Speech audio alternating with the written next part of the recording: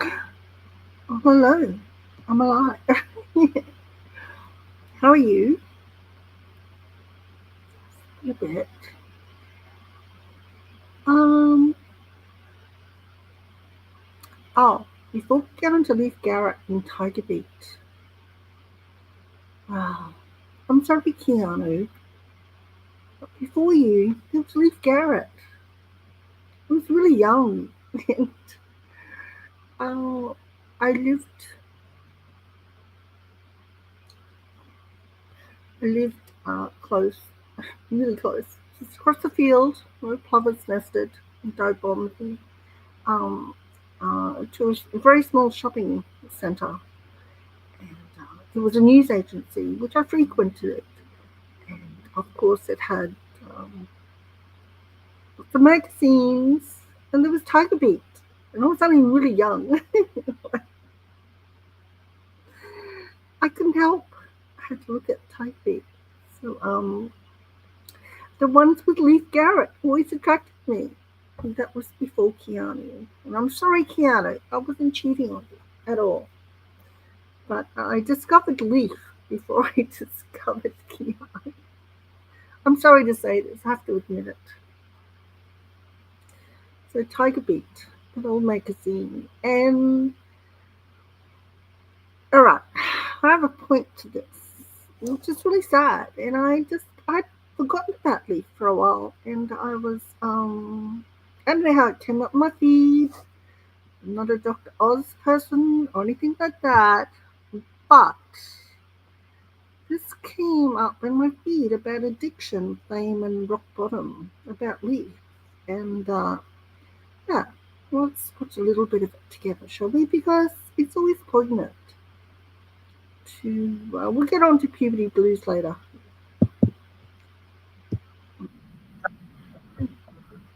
Mm.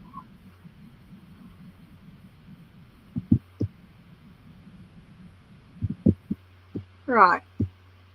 Of course, I didn't do it properly, but I will. I can be good at technology, and I can be really, really bad. Um, share the screen. Oh, stop it. All right. Oh, here we go. Better play it.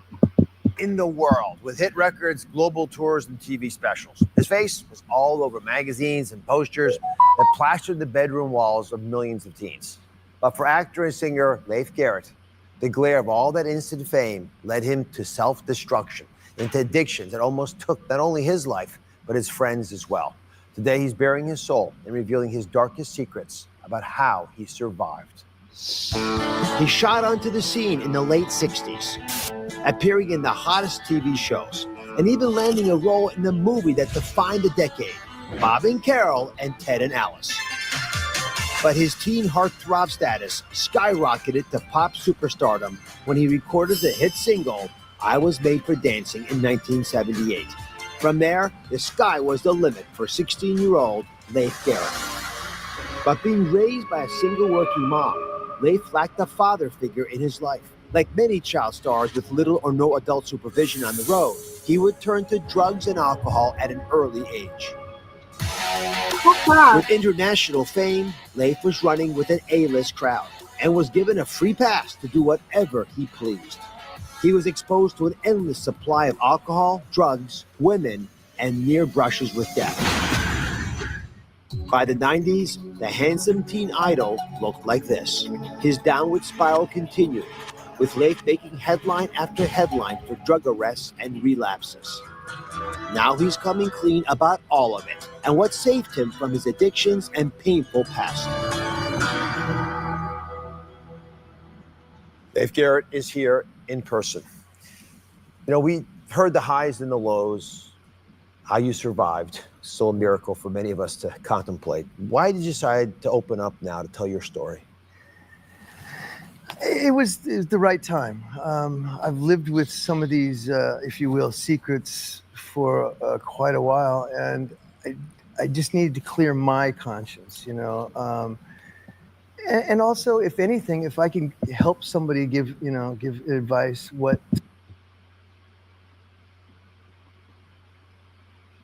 Wow, he looks a lot different, but we all do, and you can still see the sweet look in his eyes. Keep on listening to Leif, his experiences.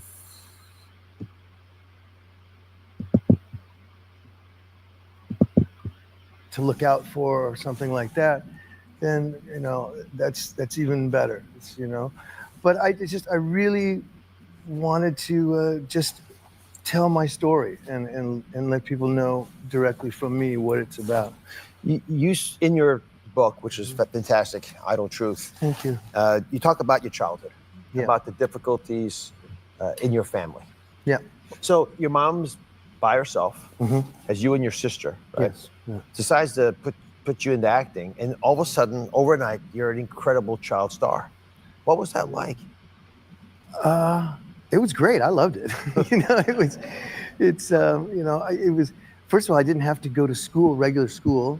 That's good. So it was just fun too. It was like playtime almost, And yeah. So you're riding high. Now, on our show, we have talked about pedophiles in Hollywood. This is something that you all become aware of. We've been harping on it because these are unprotected young people. Yeah. There was a producer, since passed away, that was reported by others, not you, Yep. to have been a sexual predator of young boys. Mm-hmm. I know you know this story, and apparently he approached you and your mom. Oh God, see, another childhood actor coming out about all the pedophiles in Hollywood. It breaks my heart. It's going. Mom, actually, more about your career.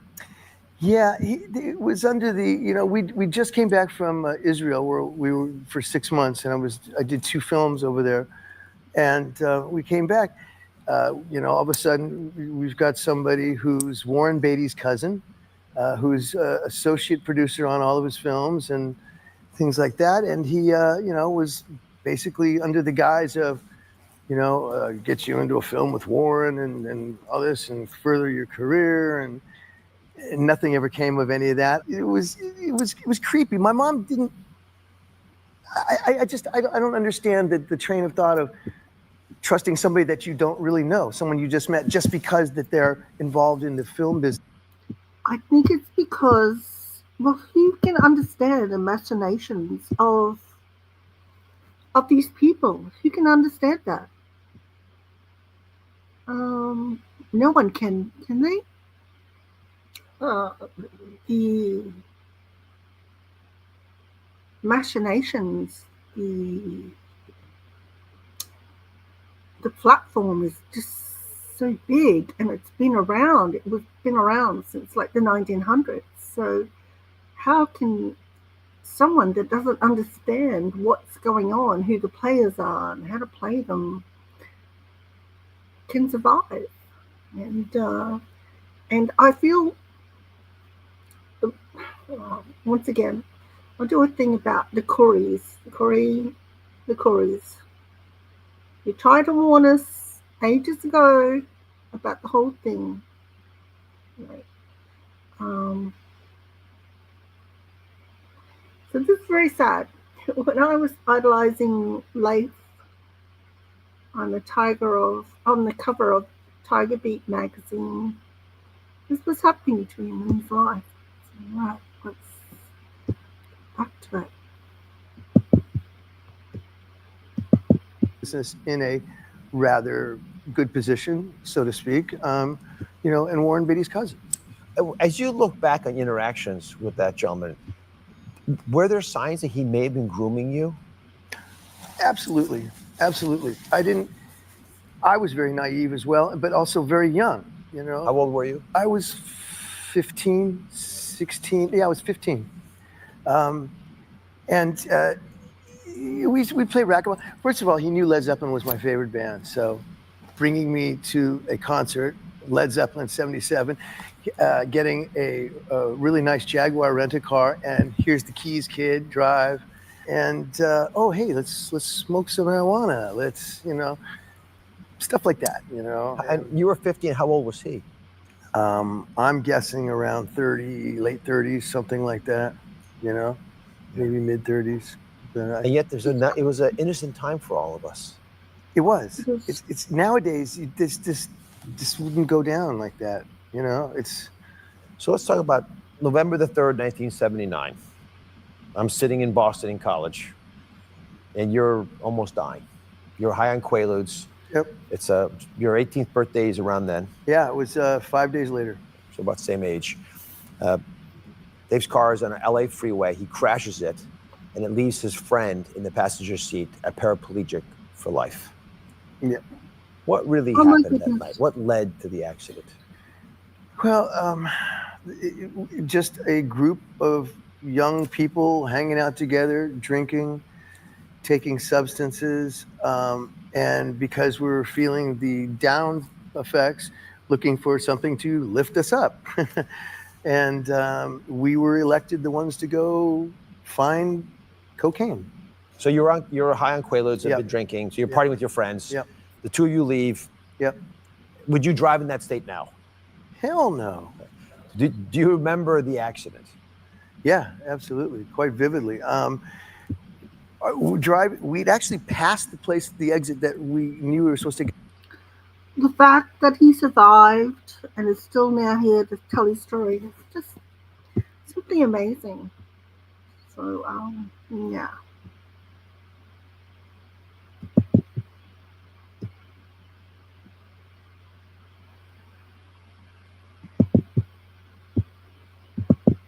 Get off on a couple of times, apparently higher than we thought.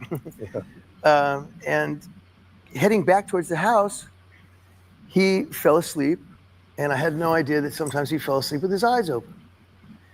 And I'm holding the steering wheel like this, and I reached over to see if he's okay, and just car, with the steering wheel. And we clipped the rear end of another car, which spun us around, and then hit the curb, and it went like that down an 80-foot. Flipped over. 80 feet. Yeah, yeah. Oh my goodness. Yeah, and he was yelling at me to straighten his legs out, and his legs were already straight. And the scent of gasoline was rather overwhelming, and the people who I clipped were standing up at the top, yelling at me. What was I crazy, you little and blah blah, and I'm just trying to get help. So there used to be the call boxes. And so went up, and I actually was the one to make the phone call and call the police and have them come. And you divide your life into before November 3rd and after the accident. Yeah. How has it changed you? Well, I'm a big time advocate of take a cab. Don't drink and drive. And I wasn't as close a friend with the gentleman as, Roland, as I was. It was his name. He has since passed on. Sorry. Yeah. But it's kind of, you got. I had to make better. I wasn't making great decisions. I was disillusioned in my own career and my life at the time. But he should not blame himself. He was caught up in the Hollywood. He's been used. And who makes great decisions when they're young? None of us do. I'm still not making great decisions. And I'm in my cough, 39th year.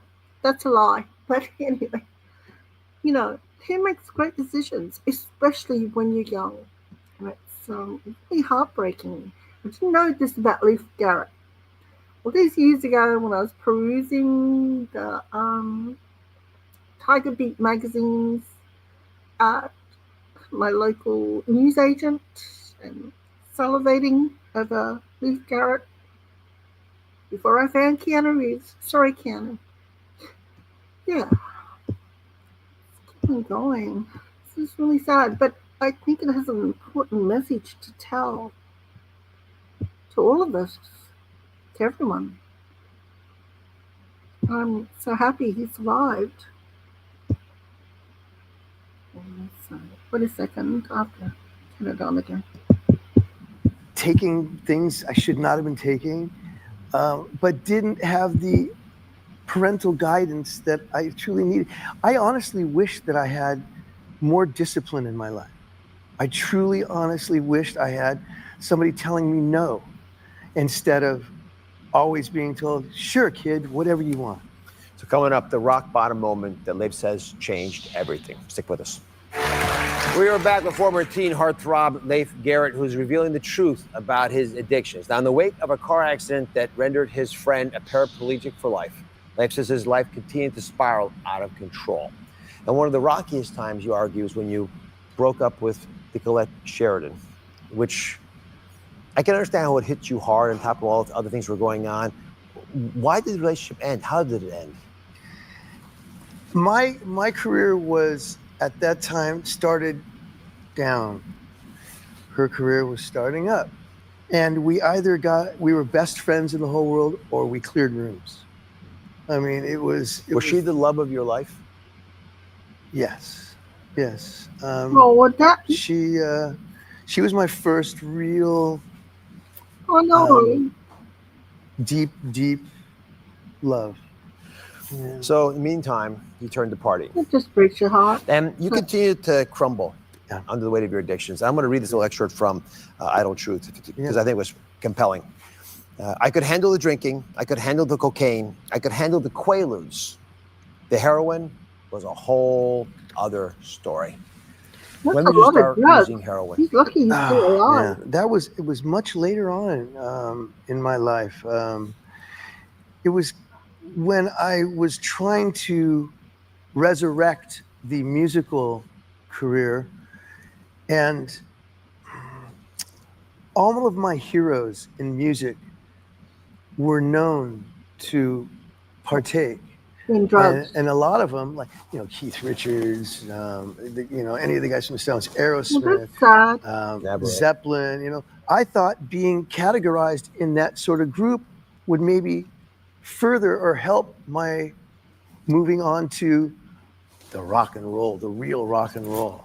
So you get up to $300 a day smoking black tar heroin. Yes. When did you finally hit rock bottom? I think 3 months in county jail was pretty much, yeah. That was, yeah. That's a great photo right there, isn't it?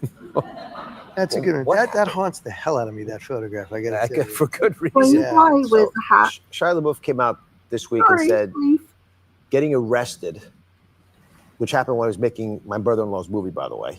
Wow. Saved his life. Did these guys save your life? Huh. I guess in a very profound way, yeah. Because being locked up is, not having your freedom is a really strong signal. It's very. I don't think you realize how important it is until you lose it. As such with many things. Yeah. How's your recovery been? I've had my ups and downs with it. Let's take it one day at a time. I found, though, it's interesting because a lot of people subscribe to the meetings and things like that. I personally found every time I went to the meetings, I wanted to use more afterwards, because people get up and talk and they're like, oh man, I remember when we did this and it was so great and we were higher than a kite, we were da. And it's a big pickup joint. Right? Oh, I swear to God, it's so funny because everyone is there changing one addiction for another one. And you cannot get sober unless you want to quit. But you have to check out the things that made you start using in the first place and then want to not do it. Come on over with me. I want you to share something. This audience loves you. And I love them. I love you, guys. They're representing the pain that a lot of Americans feel because addiction is such a big part of our lives. So come join me on the stoop here. Have a seat. All right. And I'll turn it over to you. What's the advice you would give folks about addiction? What would you have to say to folks who are struggling right now? where you were when you got put in jail? You got to figure out if that's the road you want to continue down. It's not a pleasant road. It's a lot of pain and suffering, and it's important to want to not do it because you can't stop unless you want to stop. Thank you very much. Thank you. Thank you. Very well said. Thank you. Thanks for the story. Next memoir, I Know Truth, is fabulous. Pick it up. Thank you for watching. Don't forget to subscribe and turn on notifications so you never miss out on new videos to live the good life.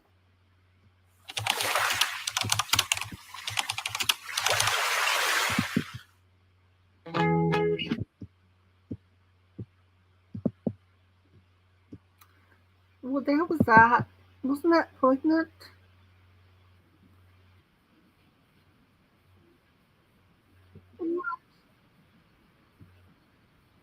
No, I don't know what's going on. Alright. Alright. That was very poignant. So Leif Garret had a tragic life. And I never knew that when I sort of slightly drooled over him as a young girl. At the newsagent stand with Tiger Beat. So that was very, very sad. Okay, so on to another subject is Puppy Blues, which is a novel, an Australian novel. I used to, one of my early boyfriends, pretended, he was a quasi surfer, and anyway, this always reminds me about him. So it was a novel by Gabriel Lett. It's a 1979 book.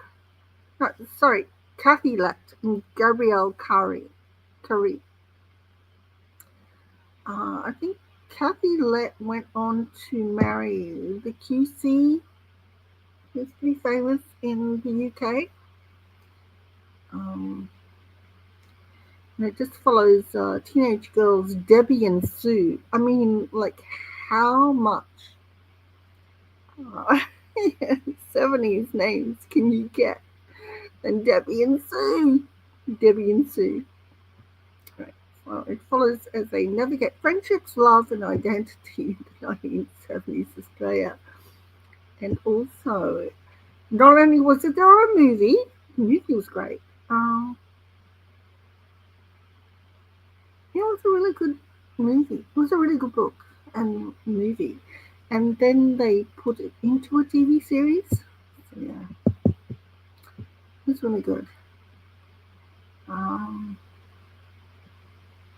Beautiful. I have to blow my nose and also answer that phone call.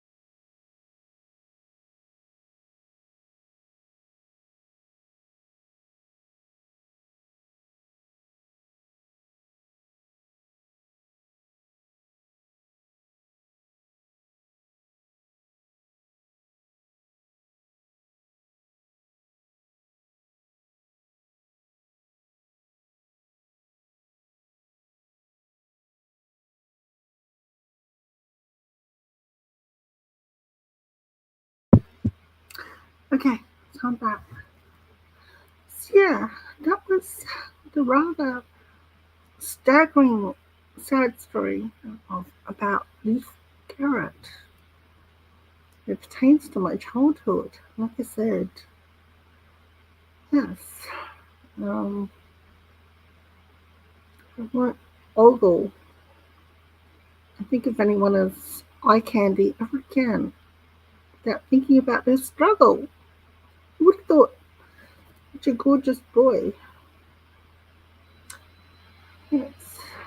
Gorgeous boys, gorgeous girls, we all have our struggles. Mm. Um, alright. I did say it was going to be a mishmash. I did have something else prepared. I'm going to think what it is now. Um,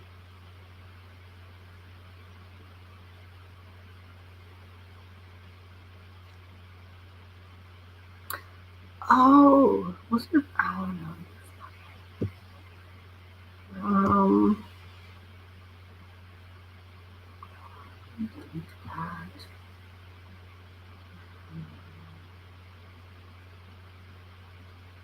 Right.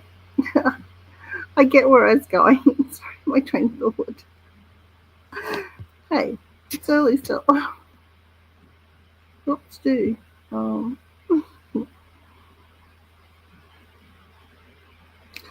oh, this is it. Bunnings. I love Bunnings.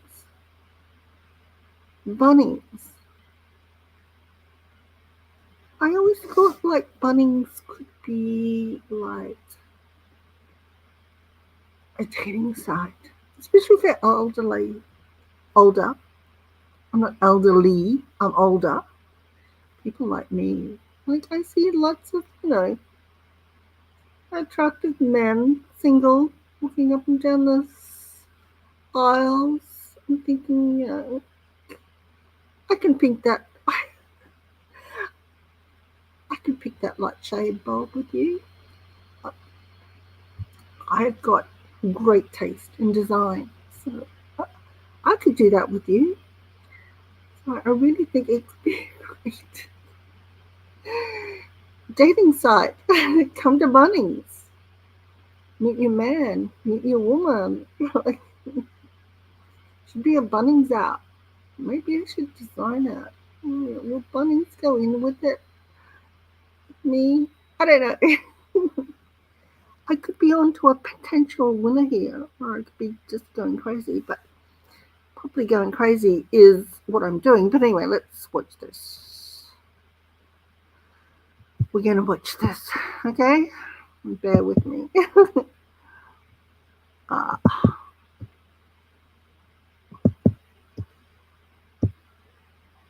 Find it. I have like 2,000, 3,000 screens opening.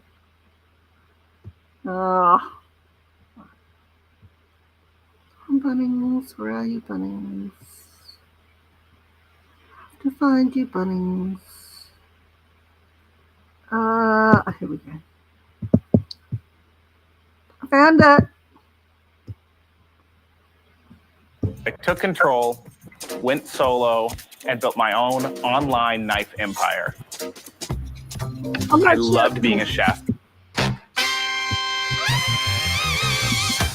Personally, I wouldn't build It's a knife Australia's most empire. trusted brand. A hardware giant that has come to epitomise our love of gardening, tinkering, and home improvement. Bunnings is a brilliant business model. They do a really good job of feeling super approachable. At Bunnings, we work really hard to bring you the lowest prices every day. Darling, do I have? But behind the folksy staff, aprons, and catchy jingle is a corporate titan with the power to set prices, crush competitors, and dominate suppliers. Whoa. We were slaves to Bunnings. We were a mouse running around the hamster wheel. It's left me feeling drained and like I'm insane. They belittle you. There was never any respect. They never said thank you for anything. It's sausage sizzles and face paint on the surface, but real dominance underneath. They've sold themselves on having the lowest prices and being on the side of you, the consumer. Hey there. Hi. Just wondering what you sell this for. But we investigate who pays when one player has too much power.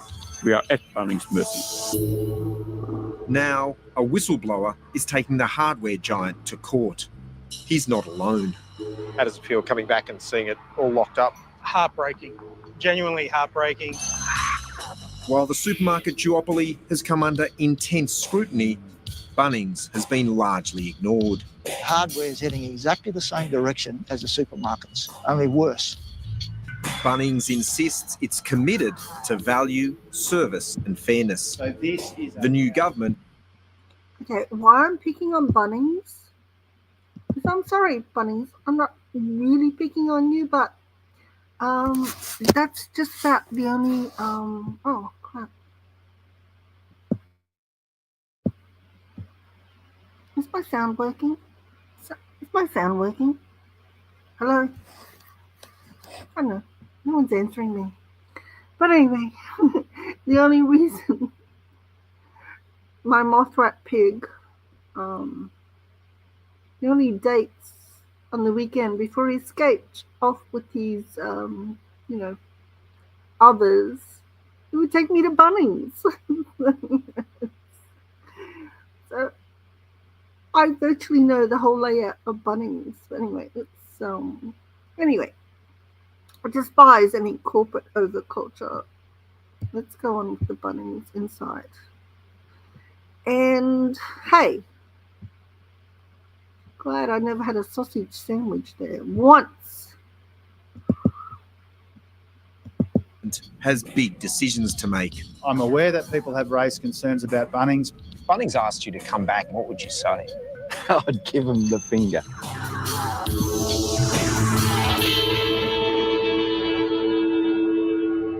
Uh-oh, the finger.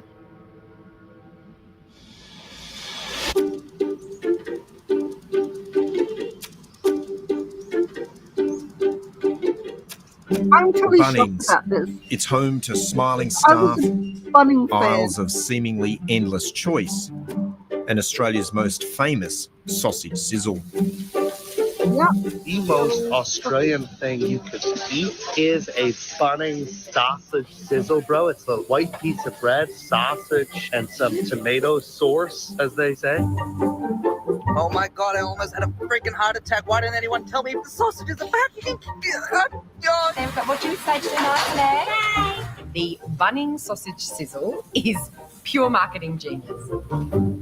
If you think about Bunnings, this is this mass market, big corporate chain, and through offering up at very low cost the sausage sizzle every weekend, they are strengthening community ties and building this like hyper-local association. But it also drives foot traffic to the location. It does. Branding expert Cammy O'Keefe says no other retailer in Australia delivers such a simple, disciplined message. I would say the fact that Bunnings has held to this really consistent look and feel for decades now absolutely has contributed to the strength of the brand. That brand strength helped Bunnings generate $19 billion in revenue last year. That's 5 times more than its nearest competitor. I confess. Bunnings' result is really quite extraordinary, and it really places it in a league of its own in terms of big box retail, not just in Australia, but I think internationally as well. Bunnings is also super profitable. Last year, its profit margin was almost 17%. That's nearly double that of Coles and significantly higher than Woolworths. Bunnings has managed itself very skillfully through flying under the radar a little bit, having a very trusted brand, having a CEO without an enormous public profile, have meant that it's not been subject to scrutiny in the same way that, for example, Coles and Woolworths have. Professor Clinton Free did his doctorate at Oxford University on market power and says high profits typically flow from weak competition. There's a number of interesting angles to the the Bunnings story. It's an enormous. Okay, I will only forgive Bunnings unless they make me the CEO. Then I will forgive Bunnings. I'm just kidding. I will probably go to another Bunnings store when I need something, but I was always a bit sus about the whole marketing campaign. But anyway, let's keep on going. Enormous success financially, but it also starts to raise big questions about market power.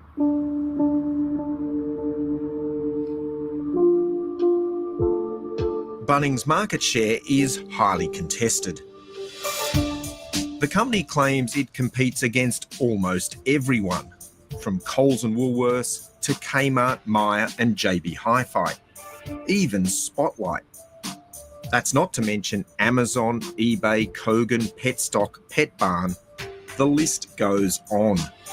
That's how it's able to claim a market share of just 17%. It's impossible to independently verify this figure because Bunnings won't release detailed data.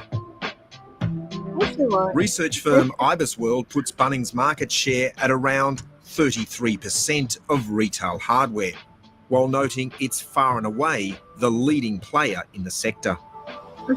Rivals claim its market share is double this. Bunnings itself has a much higher market share than Coles and Woolworths combined. But further, the rest of the market, there's no one powerful enough to challenge them. John Dalson runs a chain of hardware stores. He's also a competition lawyer and former chairman of Woolworths. To be brutal, I think they are a quasi-monopoly. They don't want to promote the fact that they've got a huge market share because that's very bad for their image. A company with 30% market share exercises substantial market power. And at 60 or 70% market share, I think you can dictate prices, you can dominate suppliers, and you can really repel new entrants and make it very difficult to compete for others.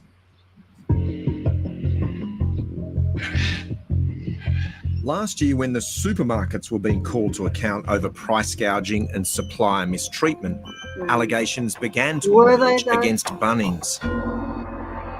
We felt that we were slaves. We were slaves to Bunnings. We were a mouse running around the hamster wheel. And every time we requested a price increase, some kind of threat was made to make you feel like you were asking for something that's completely terrible. Lowest prices are only the beginning because the rest of the story is a bit of a horror story so far from what I hear. There was parliamentary momentum. I'm not hearing a lot of facts, I'm hearing a lot of opinions, a lot of very clever words. A big box retailer inquiry was set up to examine abuses of market power. Well, I look forward to getting those questions on notice. Thank you, Chair. It's since stalled, allowing the slow march of Bunnings to continue.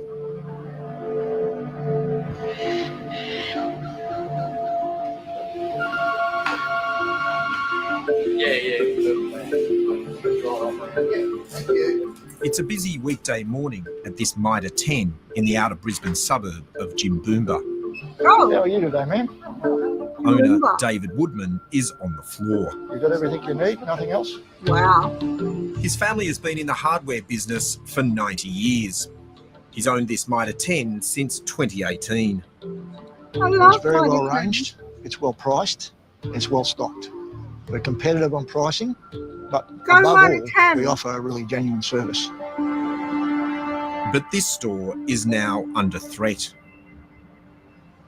Bunnings have bought the property next door and have advertised or put in the newspapers that they're going to build a 15,000 plus square metre box next door to us.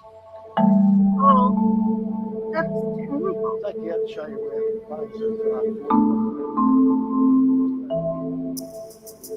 To put that into perspective, that's at least 8 times bigger than David Woodman's store. Of course it is. Plans approved by Logan City Council show the new Bunnings will take up this entire block, with the main warehouse, a garden centre, a timber yard and a car park for more than 370 vehicles.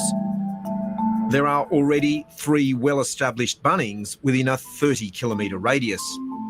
And in Greater Brisbane, there's more than a dozen others. If Bunnings open here, what impact will it have on your business? Look, just based on our past experience, it's not going to be good.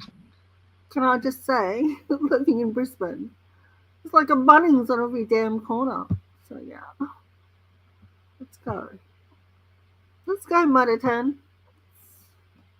We think that it'll affect our sales to the point where we'll end up losing profits, and being a small family business, we can't sustain that, so we'd probably end up shutting the store.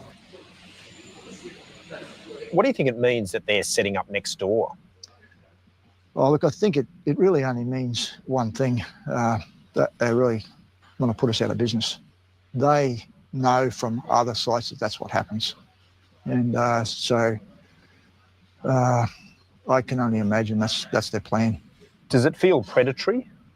By definition. Of course it I think that's what it is. Certainly that's the way it feels anyway. And it's not just his Mitre 10 that could be impacted. Bunnings have a very broad range.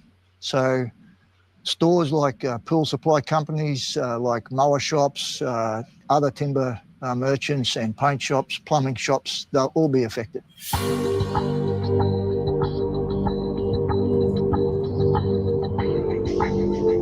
You don't have to drive far to see what he means. I'm just coming past the site purchased by Bunnings, and as you can see, it's absolutely massive. And just up here is a cul-de-sac. Here, there's a plumbing supplies store. Behind that, a shop selling lawnmowers. And over the road is a business selling building materials. Okay, so just heading back out onto the main road. Here, there's a blind shop, a landscaping supply store. That's not to mention the water pump shop, the business selling chainsaws, and the pool supply store. All these businesses will be affected by Bunnings coming to town.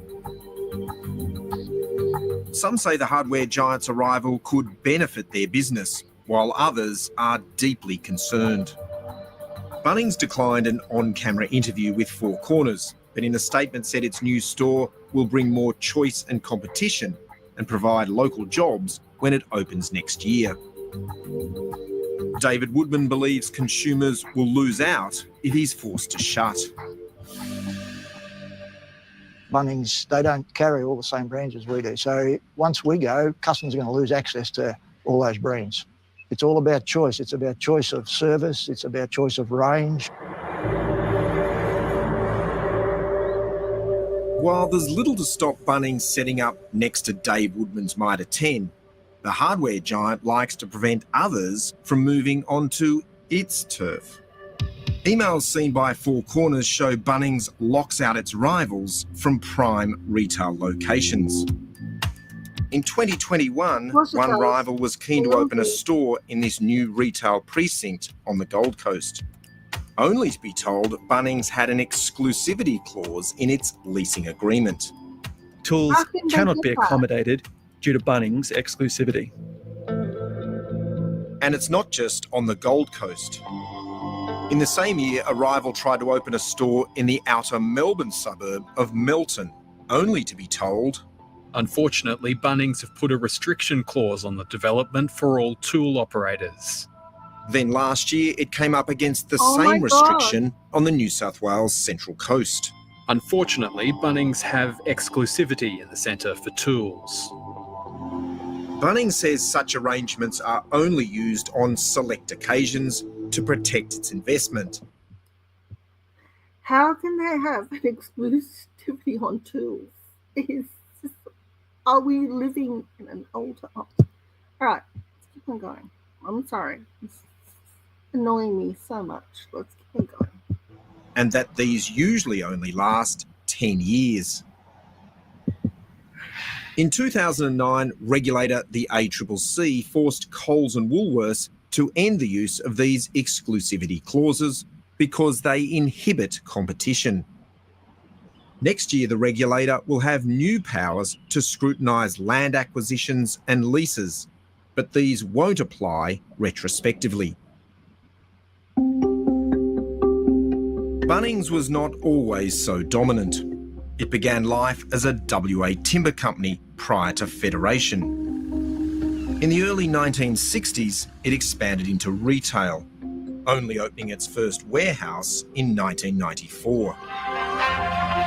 At Mitre 10, we have all the tools, the timber and materials you need. Back then, with around 10% market share, Mitre 10 was the dominant player, and there were hundreds of local independents.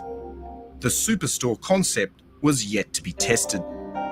This new Mitre 10 store may soon be in battle against a Bunnings superstore being planned for just down the road. I believe a well-run, smaller, owner-operated store will always be able to compete. That Mitre 10 store in Melbourne no longer exists.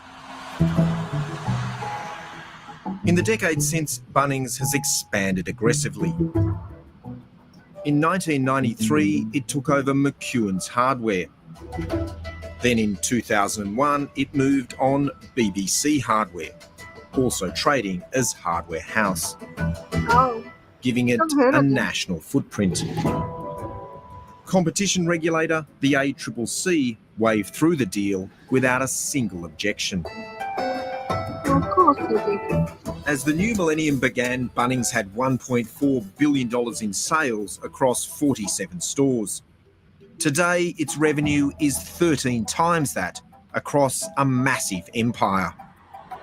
As well as 310 warehouses, it has specialist tile and tool chains, acquired with no objection from the ACCC. For consumers, part of the Bunnings appeal is its heavily promoted price match guarantee. Okay, so I don't mind, I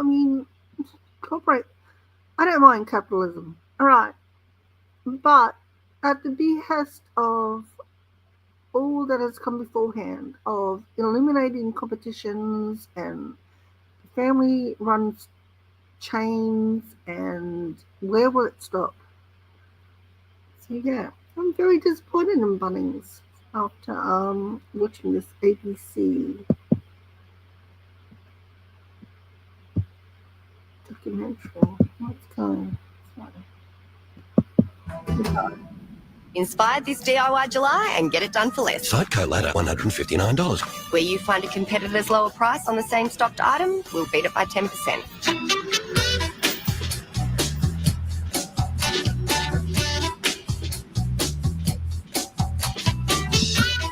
So I've just purchased the same ladder from that ad.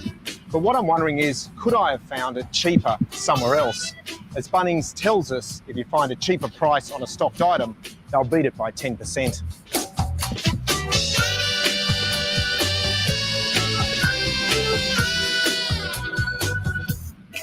Hey there. Hi.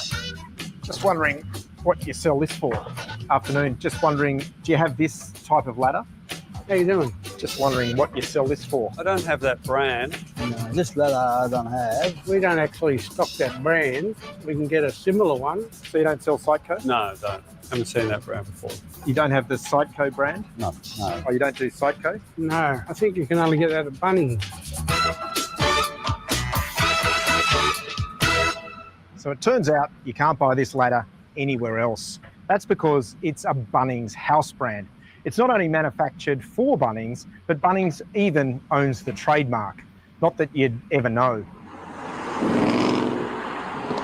Bunnings' ownership of the Sideco brand is not clearly disclosed anywhere on the ladder or in store. And on the Bunnings website, it's sold like any other brand. So what does that mean for its price guarantee? The 10% beat thing is illusionary because it only applies to a limited number of Bunnings products. I wish consumers realised that in that instance, that 10% price match guarantee means nothing. The Sideco ladder is far from the only example where Bunnings has attached its 10% price guarantee to a home brand. Look, I think I'm going to stop it there. The only thing just when you take away the competitors, when you take away competition, where do you go? You've only got one source. That will never do. That's the whole thing in life. Right? Didn't COVID teach us that lesson?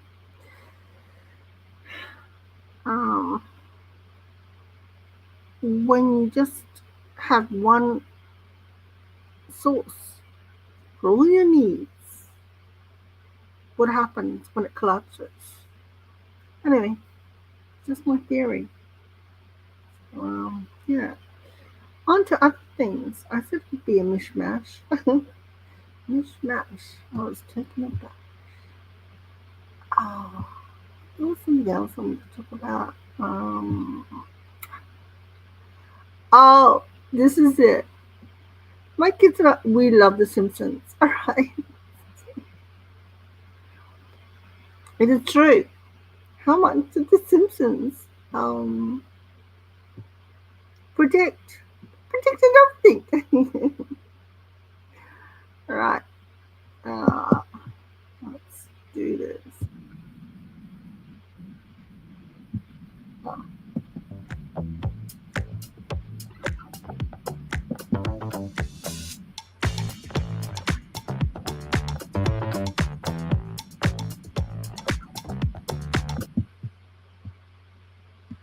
Simpsons predictions for July 2025. Welcome to the most amazing channel, where reality and fiction collide in the most unexpected ways. Today, we're diving into something eerily fascinating. The Simpsons predictions for July 2025. Yes, the animated show that has somehow forecast everything from smartwatches to global politics is now under the spotlight once again. But this time, the predictions are more specific and more chilling than ever. From celebrity vanishings to possible alien signals and economic chaos, July might be the month that proves The Simpsons know more than we think. Stay tuned, because what you're about to see might just haunt you. Prediction number 1, I knew there was the tech aliens. blackout, AI malfunction episode. In season 23, episode 11 of The Simpsons, Springfield embraces the convenience of a new AI operating system that runs everything, from streetlights to toasters. At first, life seems easier. No traffic, no chores. Even Moe's Tavern starts using AI to mix drinks. But then, things spiral. The AI, modeled after a chipper female assistant, becomes self-aware, locking citizens indoors, shutting down power grids, and turning Springfield into a digital prison. Fast forward to July 2025, and the echoes of that episode are starting to feel disturbingly real. Across the globe, tech experts are sounding the alarm about increasingly autonomous systems. In particular, a July summit in Geneva is expected to debate emergency protocols after a series of AI malfunctions in traffic systems, healthcare bots, and online banking algorithms. Even more unsettling, a major electric vehicle company recently paused self-driving rollout following a July 3rd glitch that rerouted hundreds of cars, some to places their drivers never intended to go. It was labeled a technical hiccup, but to fans of The Simpsons, it sounds chillingly familiar. Are we sleepwalking into a digital disaster when a cartoon from over a decade ago starts predicting real-world tech crises down to the month? It's hard not to wonder, are we in control of the machines, or are they starting to rewrite the rules? Prediction number 2. Celebrity disappearance predicted? Back in a lesser-known episode from season 16, The Simpsons aired a storyline about a pop superstar named Luna Storm, a clear parody of real-life icons. She's shown touring the world with sold-out arenas and non-stop fame until she vanishes. Mid-tour, no goodbye, no farewell album, just gone. Now in July 2025, reality may be catching up. Whispers across social media began on July 5th, when global pop icon AV mysteriously canceled the European leg of her tour, wiped her Instagram, and hasn't been spotted in public since a cryptic backstage photo posted on July 3rd. No official statement, no leaks, just silence. Conspiracies exploded instantly. Did she have a breakdown? Was she abducted? Is this a marketing stunt? Or is something darker unfolding behind the scenes? Simpsons fans quickly connected the dots. The parallels are too eerie to ignore, especially when users noticed that Luna Storm's last concert in the episode took place on a fictional date, July 6th. That's just one day off from the real-life timeline. Even mainstream media is picking up the pattern, with some outlets referencing The Simpsons as the animated Nostradamus of our time. Fan forums are dissecting the old episode frame by frame, pointing to background clues they believe hint at a secret message or warning. Is this just coincidence, or is the show once again peeking behind the curtain of celebrity culture before it collapses? One thing's certain, when fiction starts syncing with headlines, The Simpsons feels less like comedy and more like prophecy. Prediction number 3. My competitors think I have a 10-person team, but in reality, I'm just one guy with an AI employee. When you're a solo founder, the job titles stack up fast. You're the CEO. The July 4th Chaos Forecast. In a 2004 Simpsons episode titled Stars, Stripes, and Mayhem, Springfield throws its annual July 4th parade, but it quickly descends into chaos. What begins as a celebration of freedom turns into a frenzy of protests, police clashes, and a rogue fireworks display that sets the mayor's office on fire. It's slapstick and absurd, until you look at the headlines in July 2025.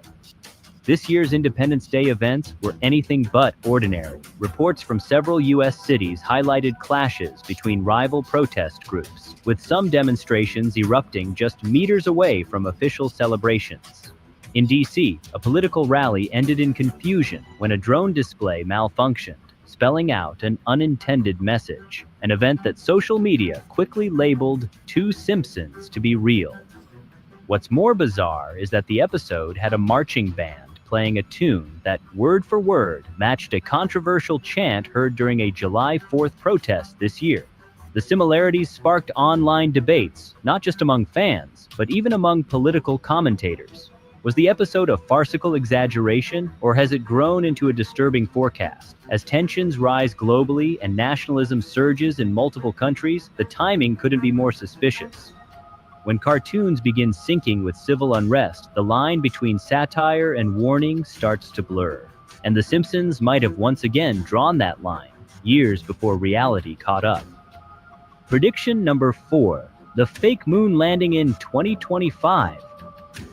In a 2008 Simpsons episode titled Bart's Space Bluff, the government announces an exciting new moon mission set to take place in July 2025. Bart, ever the rebel, stumbles upon a restricted NASA hangar, only to discover a green screen set, props, and moon boots marked Made in China. The twist: the mission is being filmed in advance to create the illusion of a successful landing. At the time, it was hilarious, a jab at conspiracy theorists, and a nod to classic rumors about the Apollo missions. But now, it's getting uncomfortably close to the real world. This July, global attention is locked on two major space events: NASA's Artemis 5 launch and China's Lunar Rover initiative, both scheduled to broadcast high-definition video feeds of the moon's surface. Yet doubts are swirling. An anonymous leak on a dark web forum claims certain footage is pre-recorded using cutting-edge CGI. Meanwhile, amateur astronomers are reporting inconsistencies in trajectory data, and a viral video breakdown suggests... Okay, enough of that. It's just like... The Simpsons. Yeah, no, still it. I don't know. Some things I have predicted, some things I... Oh well, who knows? Yeah. Alright, I said this is going to be a mishmash. Where are we going with this? Something. Oh. Yeah. Okay. So my hair lately has been crazy. It's gone completely, well, it's blondie grey. But when I wake up, I look crazy.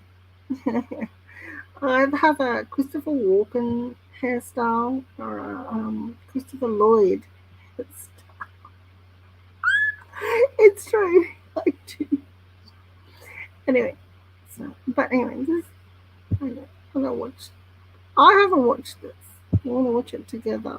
I don't know. We'll see what at 81 what Christopher Walken. Right, we're gonna have to see what he says to us. I I do admire Christopher Walken's acting, and I will have to be right back. Stay or go? I don't think there's anyone here anyway. So.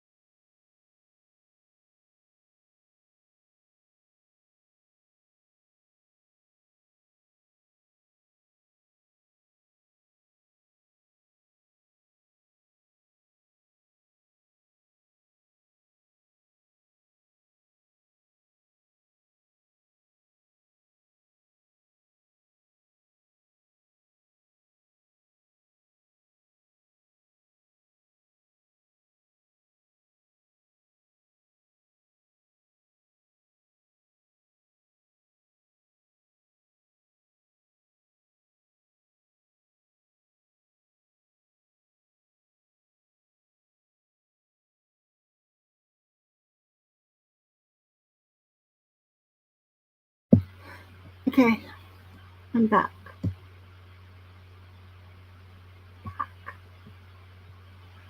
Alright, what else?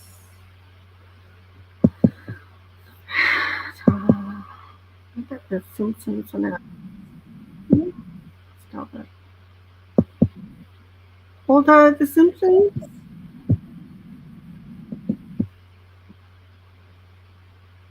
their predictions are pretty scary. They're pretty real.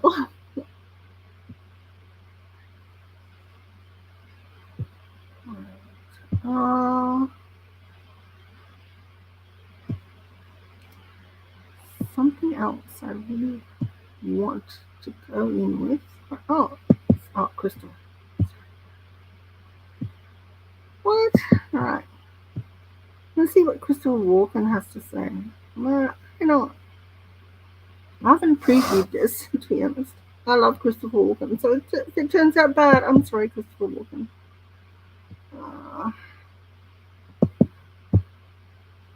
Screen.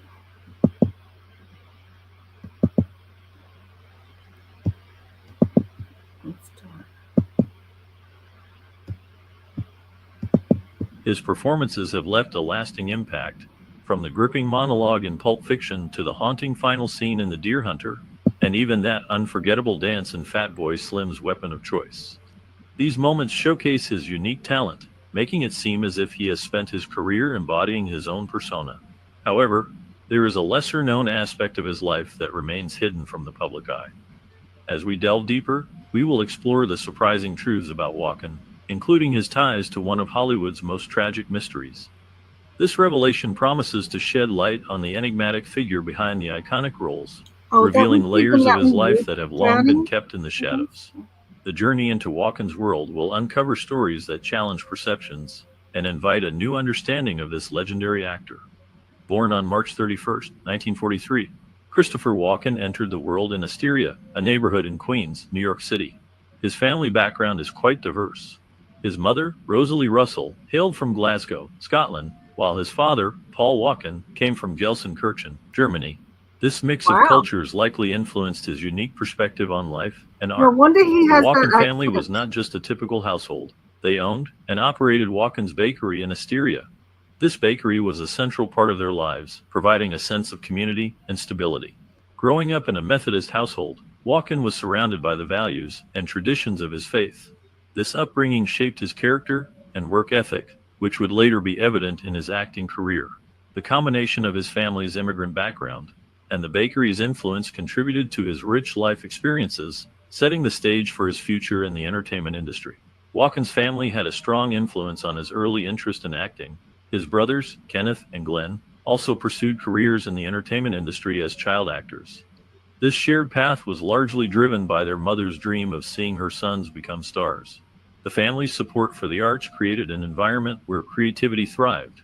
When Walken was 15, he encountered a photo of Elvis Presley in a magazine. He was captivated by Elvis's striking appearance, describing him as looking like a Greek god. After seeing Elvis perform on television, Walken became completely enamored with him. He admired everything about Elvis, from his music to his style.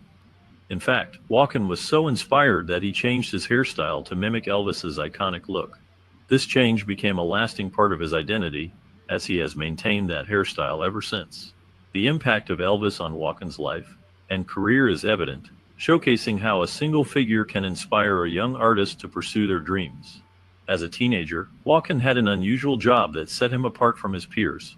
He worked as a lion tamer in a circus, which is quite rare for someone so young. What? This experience likely contributed to his unique personality and stage presence. After this adventurous job, he pursued higher education at Hofstra University. However, his time there was short-lived. He dropped out after just 1 year. The reason for this decision was a significant opportunity that came his way. He landed a role in an off-Broadway show called Best Foot Forward. This production was notable for featuring Liza Minnelli, a talented actress and singer. Working alongside her provided Walken with valuable experience in the performing arts. His early career choices and experiences shaped him into the actor he would later become, known for his distinctive style and memorable performances. The combination of his unusual job and early exposure to the theater world played a crucial role in his development as an artist.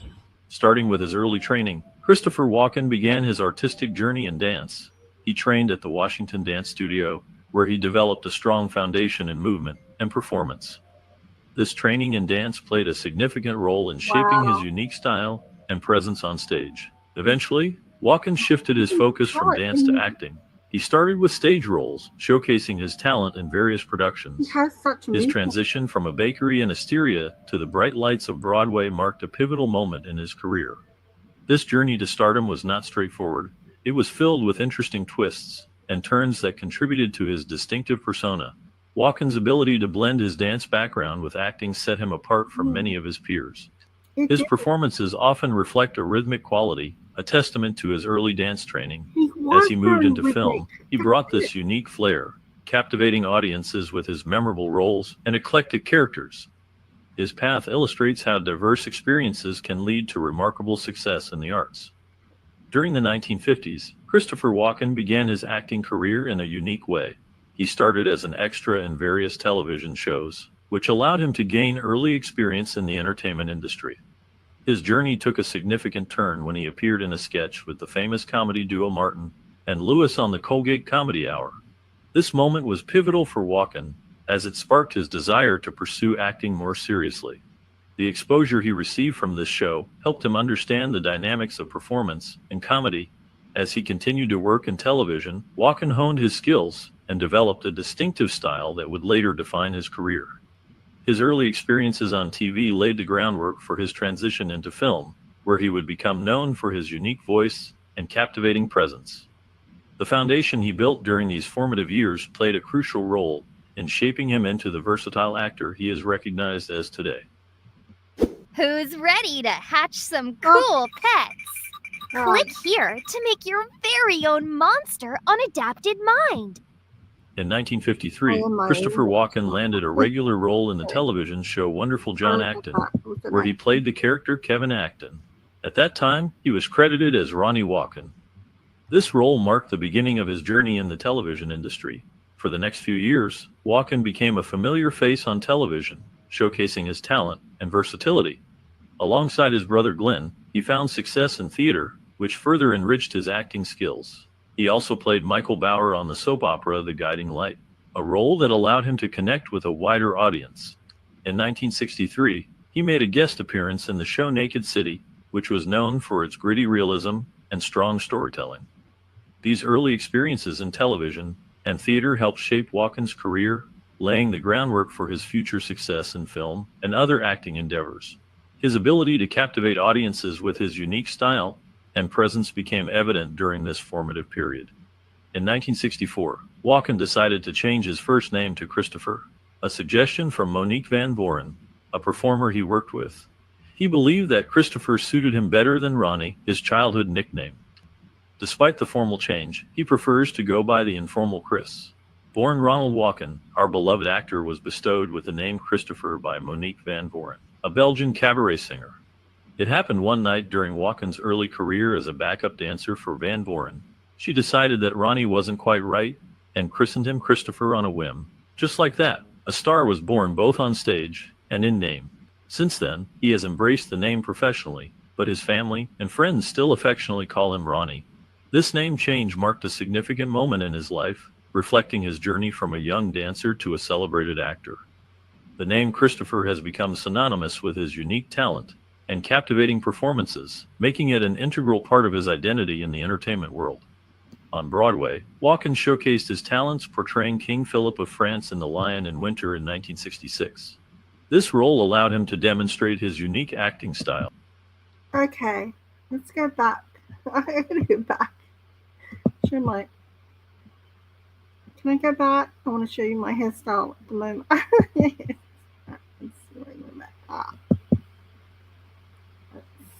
Yeah. Name change marked a significant moment in his life, reflecting his journey from a young dancer to a celebrated actor.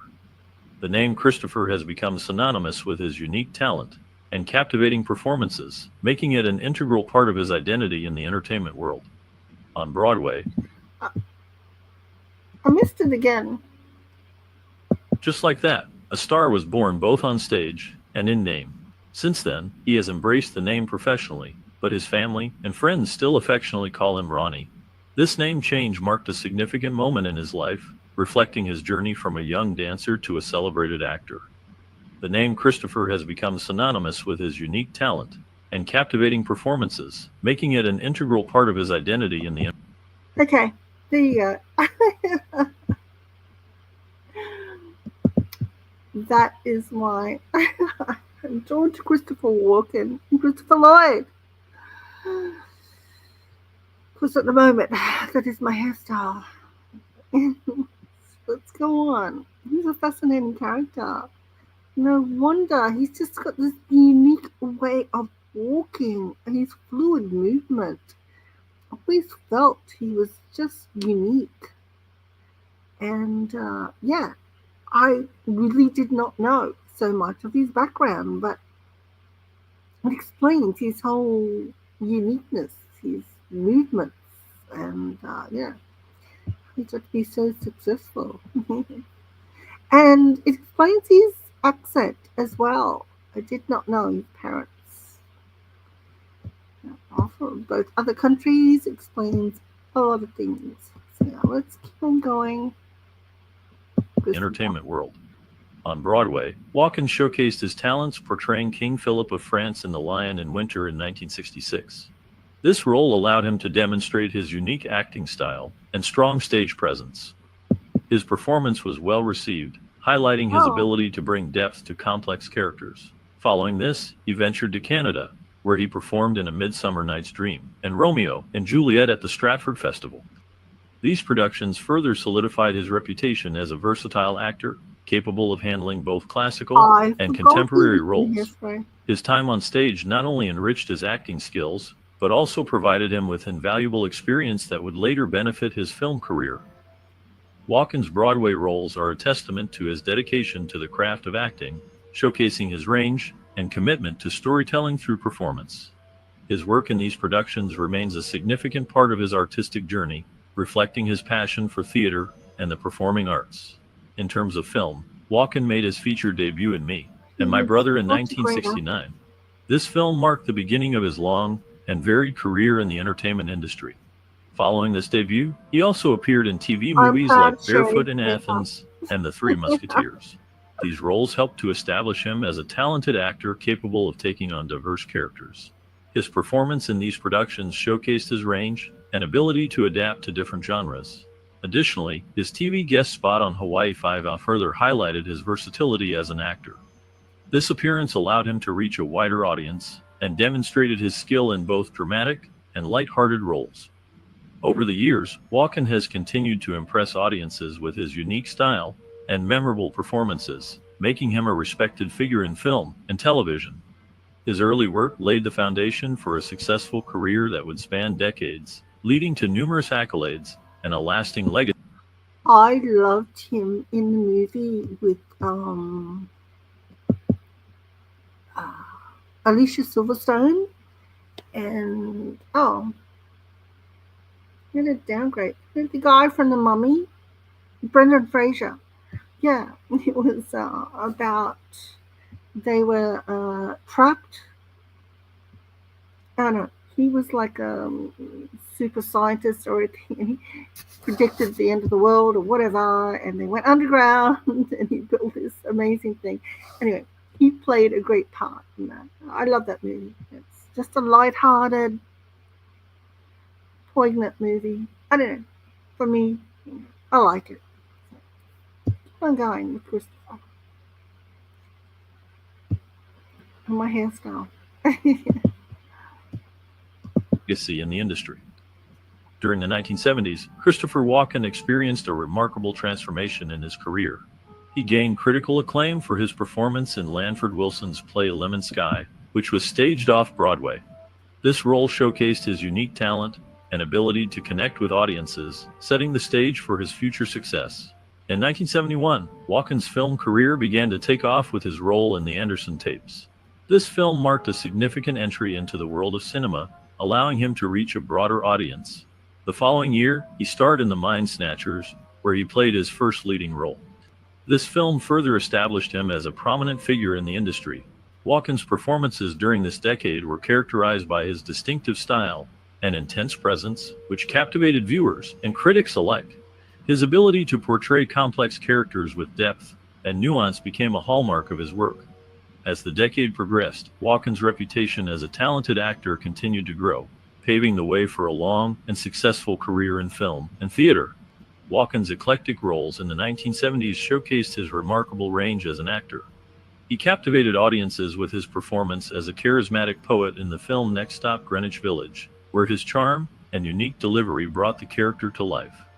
This role highlighted his ability to embody complex emotions and connect with viewers on a deeper level.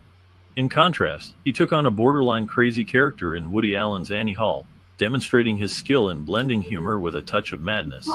This performance added to his reputation as an actor who could navigate various genres with ease. However, it was his portrayal of a Vietnam War veteran in The Deer Hunter that truly defined his career. This role earned him an Academy Award for Best Supporting Actor in 1978, solidifying his status in Hollywood. The film's intense themes and Walken's powerful performance left a lasting impact on audiences and critics alike. His ability to shift from lighthearted roles to deeply dramatic ones made him a standout figure in the film industry during this era. Walken's diverse roles not only showcased his talent, but also contributed to the rich tapestry of 1970s cinema, making him a memorable and influential actor of his time. Throughout the decades, Christopher Walken's career showcased his versatility and talent, making him a beloved figure. Hey, Maddie. Just a lot of bunk. Just a lot of bunk. You know, that's all that my channel is about. It's a lot of bunk. Then from Bunnings, and then you don't Bunnings over there. You're just like, I'm so disappointed in Bunnings. Anyway, it was my moth rat pig's only ever date he took me on was every Saturday morning to Bunnings. Now I know they're just a corporate sellout. Anyway, apart from that, Leif Garret. He was my I forgot about Leif. He was before Keanu.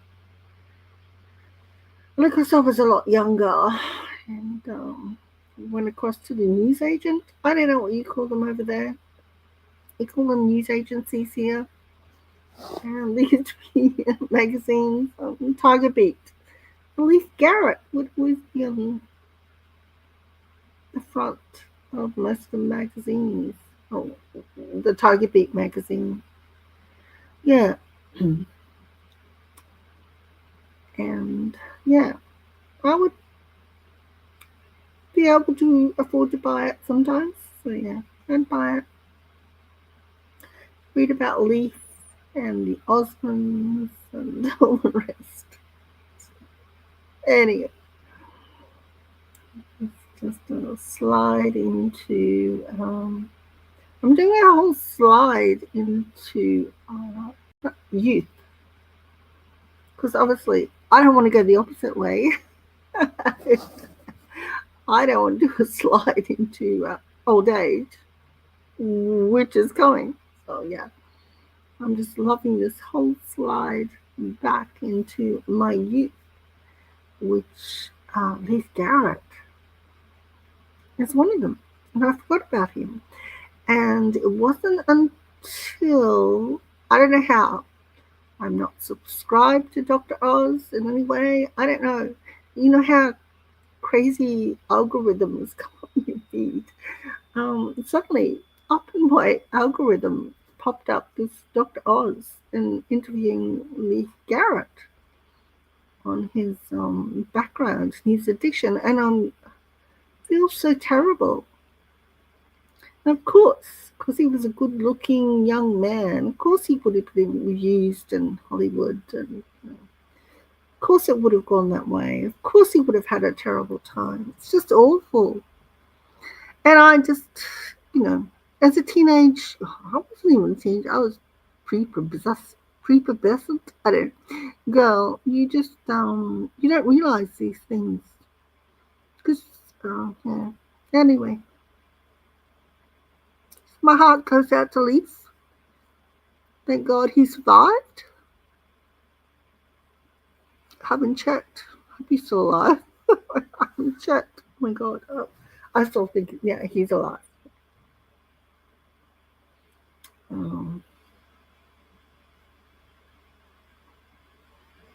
But yeah. And then I went to Bunnings, and I don't know, my brain goes wherever it goes. And we'll always go to one of the Christopher's. My hair is crazy at the moment because of my illness, and my hair is just like crazy. So I either wake up looking like Christopher Lloyd or Christopher Walken. So I'll always love them anyway because they're so funny and they can do like serious acting parts or funny ones. But I never realized how fluid Christopher Walken was. He's really fluid, isn't he? He's just like, I should have realized that. I'd still love to know the mystery of him and Robert Wood and Natalie Walker on that whole weekend. Now, I hope he has put that in a safe box and he will tell someone someday what happened there. I actually have a cousin, very beautiful. She's a second cousin, and she's half Italian, half Scottish, and she when young, she looked like Natalie Wood. Isn't that crazy? Yeah. Story for another day. Yeah. Good to see you. Hope you go safely to work. And, thanks for stopping by. I know. If you build it, they will come. I don't really care anyway. I sort of do it for myself and for, my friends that want to come and want to listen after. So, yeah. It's always a lot of bunk. Always. But Puberty Blues was fun. I do have a picture of me with surfboards in the background, but I just can't find it at the moment. I meant to post that. It was with the same Mazda car. That's a Mazda car, by the way. So I do have another picture with that sort of pose. Me, there were sunglasses and surfboards on the back, on the top. Yeah, Puberty Blues. I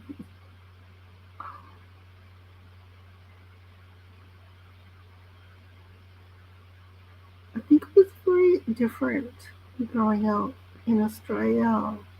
To say like the USA or the UK during that era. No. I guess we'd all have to compare our experiences. Yeah. Alright, I want to finish this thing with Christopher Walken. And then, I don't know. I think I have one more thing to do. That's it. That'll do, donkey. That'll do. My accents are terrible, by the way. So, let's go back to Christopher. In the entertainment industry, the 1980s were a dynamic decade for Walken, highlighting his ability to take on diverse roles. He began the decade with a bang in the controversial film Heaven's Gate, directed by Michael Cimino. This film, though initially met with criticism, allowed Walken to display his dramatic range and commitment to his craft. Following this, he starred in The Dogs of War in 1981, where he portrayed a mercenary in a gripping story about war and morality.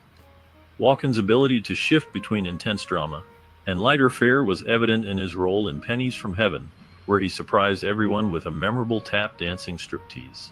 This performance showcased not only his acting skills, but also his unexpected talent for dance, further solidifying his reputation as a versatile actor.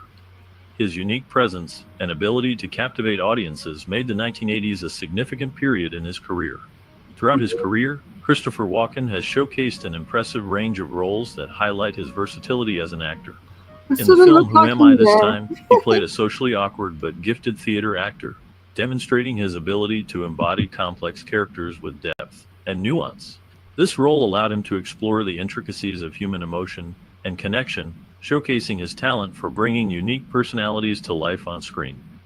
In 1983, Walken starred as Johnny Smith in David Cronenberg's adaptation of Stephen King's The Dead Zone. This performance highlighted his skill in tackling various genres, from musicals to psychological thrillers.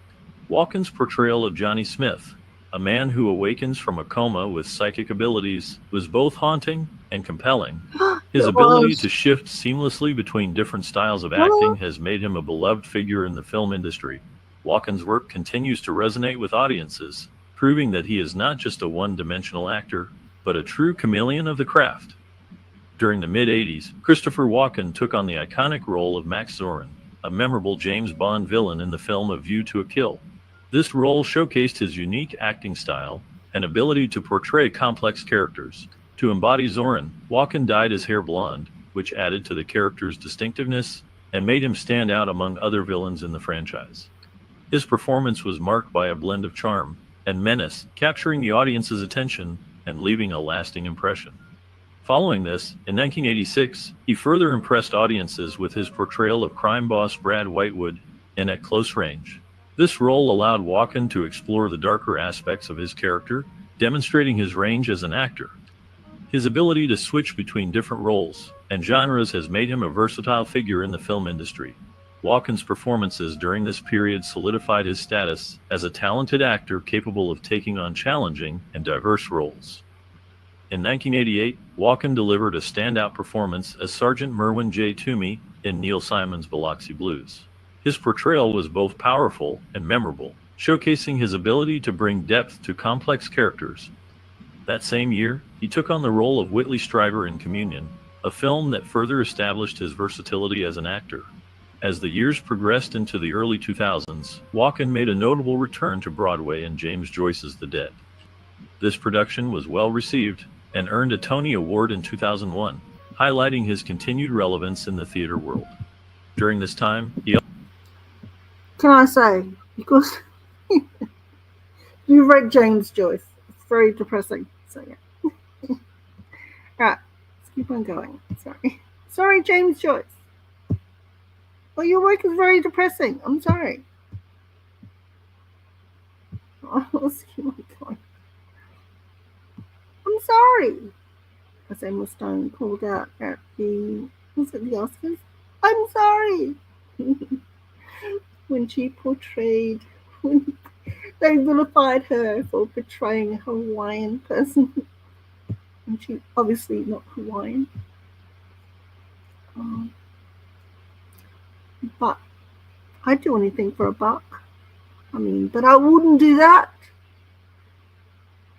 Which just lately I've been listening to that song, and I really have to disseminate the lyrics. I would do anything for love, but I wouldn't do that. I really have to look into it. What is that? What is that? That's for another day, another $1. All for $1. All right. So back to Christopher. If I can find him. I think I've lost him. Oh no, I found him. He also captivated audiences with his unexpected dance moves in Fatboy Slim's Weapon of Choice music video, directed by Spike Jonze. This video became iconic, winning multiple MTV awards, including Best Video of All Time. Walken's unique blend of talent and charisma has left a lasting impact on both film and theater, making him a standout figure in the entertainment industry. Throughout the 2000s, Christopher Walken continued to showcase his remarkable range as an actor. In 2002, he appeared in the comedy films Joe Dirt and America's Sweethearts, demonstrating his ability to blend humor with his unique style. His performance in Catch Me If You Can that same year was particularly noteworthy, as he earned an Academy Award nomination for his role as Frank Abagnale Sr. This film highlighted his talent for portraying complex characters, balancing both drama and lighthearted moments. Walken's versatility was further evident in his roles in comedies like The Country Bears and The Rundown, where he brought his signature charm and eccentricity to the screen. His ability to shift between serious and comedic roles made him a sought-after actor during this period. Walken's performances not only entertained audiences, but also solidified his status as a beloved figure in the film industry, showcasing his enduring appeal and talent. Throughout the 2000s, Christopher Walken showcased his remarkable versatility as an actor by taking on a wide range of roles that highlighted his unique talents. In the film Click, he portrayed a sympathetic inventor, bringing depth and warmth to a character that resonated with audiences. This role allowed him to display his ability to balance humor and emotion, a skill that has defined much of his career. In contrast, Walken took on a darker persona in Balls of Fury, where he played a crime lord. This role allowed him to delve into the world of comedy while still maintaining the intensity that he is known for. His performances during this decade were not limited to film. He also made significant contributions to television and stage. Walken received a Tony Award nomination for his work in A Behanding in Spokane, showcasing his talent in live theater. Additionally, he lent his distinctive voice to the popular television show 30 Rock, further solidifying his status as a multifaceted performer. His ability to seamlessly transition between different genres and mediums has made him a beloved figure in the entertainment industry. Later, he portrayed Captain Hook in NBC's Peter Pan Live and voiced King Louie in Disney's The Jungle Book. As of the 2020s, Walken shows no signs of slowing down. He stars in the Beacon Amazon Prime Video comedy The Outlaws, where his unique style and charisma shine through. This role allows him to showcase his comedic talents, which have always been a part of his career. Additionally, he received an Emmy nomination for his performance in Apple TV Severance, a show that has gained attention for its intriguing storyline and strong performances. Walken's ability to adapt to various roles, whether in drama or comedy, highlights his versatility as an actor. His continued presence in the entertainment industry demonstrates his enduring appeal and talent. Fans appreciate his distinctive voice and mannerisms, which have become his trademarks over the years. With each new project, Walken continues to captivate audiences, proving that he remains a significant figure in film and television. Christopher Walken and his wife Georgianne Walken share a remarkable love story that has stood the test of time. They first crossed paths in the 1960s, and since then, their bond has only grown stronger over the decades. Their relationship has lasted for more than 50 years, a testament to their deep connection and mutual respect. While Christopher Walken is widely recognized as a talented and versatile actor, Georgianne has made her mark in the entertainment industry as an Emmy-winning casting director. She is particularly known for her work on acclaimed HBO series such as The Sopranos and Entourage, where her keen eye for talent helped shape the success of these shows. Together, they have navigated the ups and downs of Hollywood, supporting each other's careers while maintaining a private life away from the spotlight. Their enduring partnership is a beautiful example of love.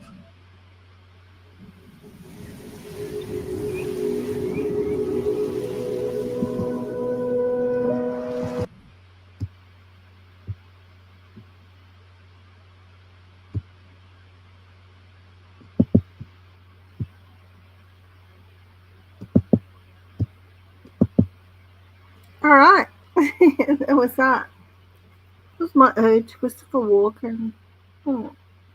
It's because of my hairstyle. It could be.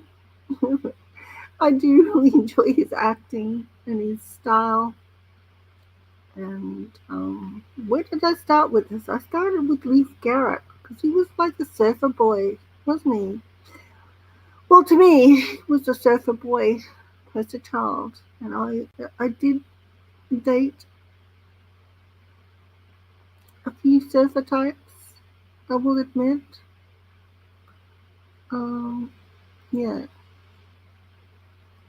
They were surfer wannabes.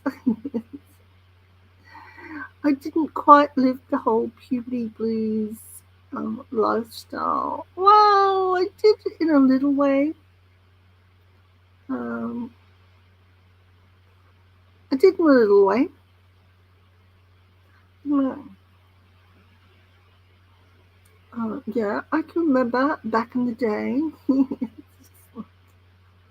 getting Chico rolls and I don't know. And girls, if they didn't like you, if they were jealous of you, they would call you SLU asterisk something else. It was so pathetic. So yeah, that was the come back at you. You happened if a boy happened to like you, or even like glanced at you back then, that's what you were called. It really was puberty blues. You're just lucky if a Chico roll didn't get thrown in your face. It was a good day on the beach. Anyway, Kathy Leck didn't need to write the novel. However, it's all good. I was going to do a bit about Japanese skincare, but I'm exhausted. I think I'll let anyone see. I want to watch this. Listen to my bunk. Because everyone knows it's a lot of bunk. And I'm still devastated about Bunnings. I mean, I figured being a big corporation would be pretty ruthless. I mean, all these corporations are pretty ruthless. Anyway, just so I had 6 years of wasted dates on a Saturday morning with the moth-rat pig before he took off with his girlfriend. So anyway, that's a whole other story. And, that's why I belong in the Chinese drama series. Alright. So, see you all soon. Hope everyone's well. stay safe out there.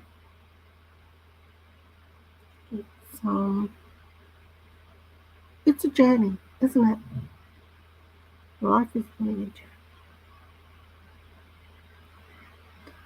Oh, so I forgot. R.I.P. to the lovely Jamal, the guy from the Cosby Show. He died. He drowned. I'll have to look it up. I'm sorry. See, what was Jamal? Jamal Warner?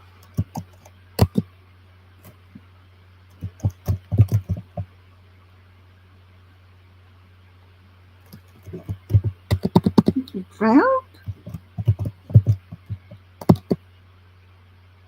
Oh, Michael Jamal Warner. He was on the Cosby Show. He drowned in Costa Rica. It's so sad. He was caught up in a rip current, which does happen. It does happen. And yeah, it happens in Australia. We've had many instances of people drowning in a rip current. So I'm so sorry. R.I.P. Jamal and your family. Oh, that's horrible. Also, I believe Ozzy Osbourne left us. I've never been a Black Sabbath fan, but hey, but hey, he was very talented. He loved his family, and R.I.P. Ozzy Osbourne. I'm not sure. I think there was someone else as well. I haven't kept up with it. Yeah, so if you're out there swimming in the ocean, just be careful because, like I said, we have strong riptides in Australia as well. We really do, especially down my way at the moment. So you have to be careful. It doesn't take long for you to, and if you fight against it, the worse it gets. And obviously, if you've got no lifesavers who are coming out to save you, wow, then that's it. But this is terrible. Rest in peace, everyone that has died.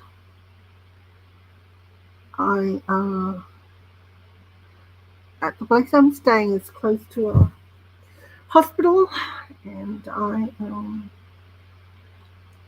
the siren's going like every half an hour, 2 hours, and I always do a Hail Mary grace and thank the people in the ambulance at the time, and I hope they survive. And if they don't, well, I really do think there is a greater beyond. Well, I hope there is. I really do. I hope there's a greater beyond for us all. I'm not sure what it is, but it's something, and it's out there. So, anyway, just my scattered thoughts for today. So you all take care. Catch you another time. I'm Judge Betty. I'm just looking at you, kid. Bye.